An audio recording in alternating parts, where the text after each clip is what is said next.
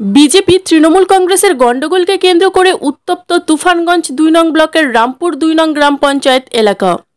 আর দেখুন সেই চিত্রটি আমরা তুলে ধরছি বাংলা টিভি একাই 100 চ্যানেলের পর্দায়।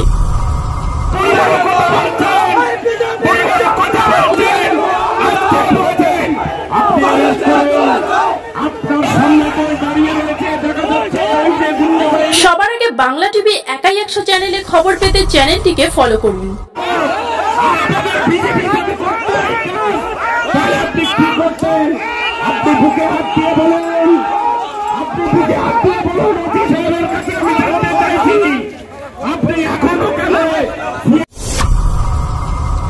তুফানগঞ্জের রামপুর এলাকায় বিজেপি মিটিং চলাকালীন ও বিজেপি নেতৃত্বরা বেরিয়ে যাওয়ার সময় সেই গাড়িতে হামলার অভিযোগ ওঠে তৃণমূলের বিরুদ্ধে।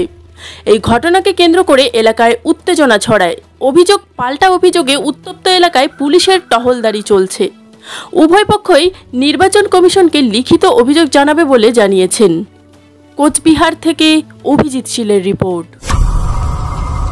আজকে যে বিজেপির প্রোগ্রামটা রামপুরে হয়েছে, সারা ব্লক থেকে 100 জন লোক জড়ো করে নাটক করার জন্য আমাদের কর্মীদের উপর, বিশেষ করে আমাকে ব্যক্তিগতভাবে এমন কুৎসিত ভাষায় এবং আমাদের তৃণমূল কংগ্রেসের কর্মীদের বিরুদ্ধে এমন কুৎসিত ভাষায়, অশ্রাব্য ভাষায় গালিগালাজ করেছে যা সমাজের মুখে বলাই চলে না, বলার মতো ভাষা নেই।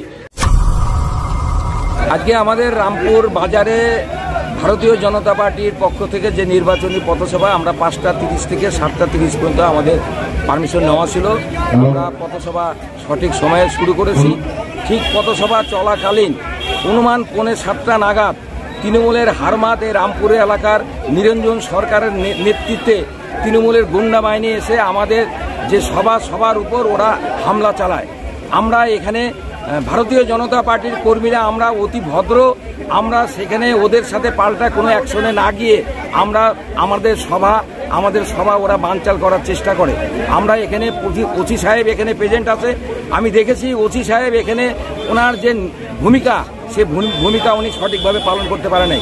আমরা দাবি করেছিলাম বক্তব্যের মধ্যে দিয়ে যে তৃণমূলের যে হারমান নিরঞ্জন সরকার, একে অ্যারেস্ট করা হোক, কিন্তু একে এখন পর্যন্ত অ্যারেস্ট করা হয়নি।